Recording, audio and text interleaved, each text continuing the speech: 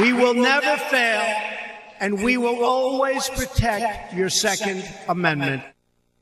President Trump, yes, yesterday in Dallas, speaking to the NRA. Someone else that was there was Dan Bongino, former NYPD officer, former Secret Service agent, and, of course, host of the Dan Bongino Show, and NRA TV contributor. Dan, always good to see you. What was the mood like yesterday? Abby, they love this president. I mean, it was palpable. You know, I know commentators come on sometime at other conventions and they say things like that. Oh, you could feel the. No, you really could. I mean, people love this president. Even my wife, who was with me, she came down and she came down after me. She goes, my gosh, she goes, everybody's talking about President Trump. I think they see him as a real defender of their rights, their Second Amendment rights. And Abby, this is important. I think they feel like their Second Amendment rights are legitimately under, a 30-front attack here, and they see the president is standing in the way of that. Well, Dan, part of that 30-front attack is in the courts and the special counsel and the showdown happening there. But yesterday, there was kind of a break in the clouds, if you will, as a federal judge, T.S. Eliot, basically told Mueller's prosecution, not Elliot, T.S. Eliot, sorry, Ellis, my apologies.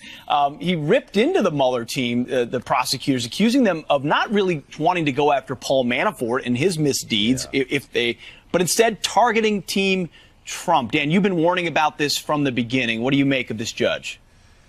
You know, this judge is my new hero. If I see this guy, I'm asking him for his autograph because I'm not an autograph collector either. This is the first guy to come out and say, this judge, and say, hey, where's the case? Where's the darn case? We've been told for months that there's some big scandal to overturn an election. Trump spoke with the Russians. They colluded to trade all this information. Nobody's produced a scintilla of evidence. The judge finally comes up and says, hey, fellas, do you have an actual case here? And what does the defense say? The government says, well, there's a scope document, but we don't think you need to see that. And the judge, Pete, says, I'll decide that. Thanks, fellas. Yeah, he said, let me be the judge. Yeah, literally. I'll be the judge of Dan, that. Thank on you. that point, the New York Times this morning, this massive story about a federal judge saying this enough is enough here.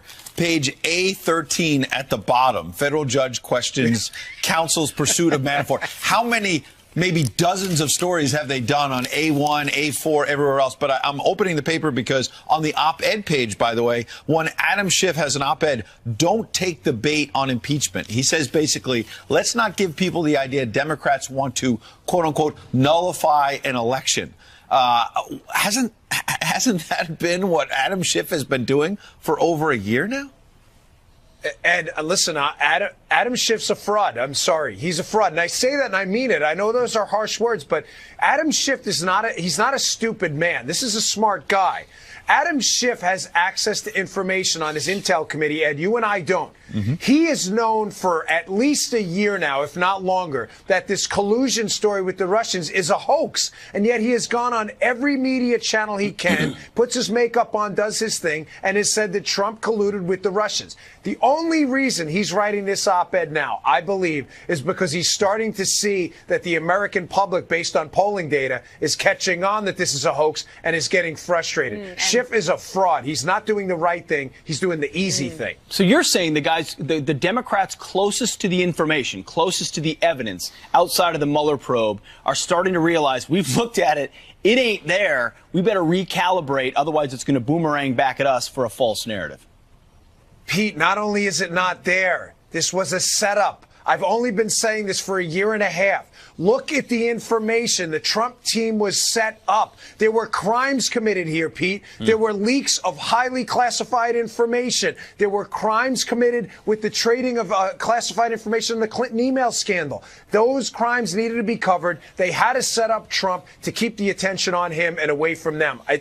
You watch. This is all going to come out in the wash. They're going to be horrified, the Democrats, at the truth. Well, the federal judge in Alexandria yesterday seems to have a lot of those same questions, Dan. We will see where all of this goes. It's always good to see you, though. Have a great Saturday. Thanks for getting up early, guys. And you're right. It is T.S. Ellis, not Yeah, I was teasing you. I wasn't trying to correct you. I just thought it was funny. Famous author, close, you know. And you're perfect with names, so you're good to All right, our next guest, by the way, has now been caught up in the Democrats' witch hunt, and it has cost him dearly and personally. Former Trump campaign aide Michael Caputo He's had to sell his home to pay for legal fees associated with the Russia probe, and he's now fearful that his kids' futures are in jeopardy over this.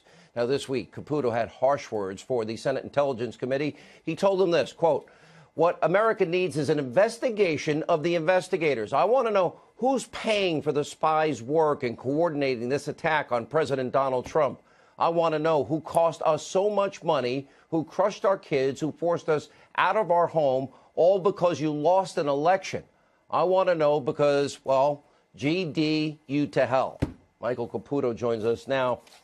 You know, I know you're not the only one. You said what a lot of people feel. I said this to Rudy Giuliani the other night. You know, I watched whole picks from day one in the Trump campaign.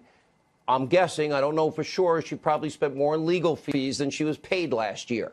And I think that's the case for a lot of people.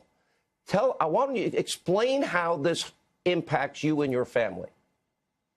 Well, it all started, well, thanks for having me, Sean, by the way, but it all started on March 20th, 2017, when the House Intelligence Committee had a public hearing where Representative Jackie Speer brought my name up and my wife's name up in the hearing and called me Putin's image maker.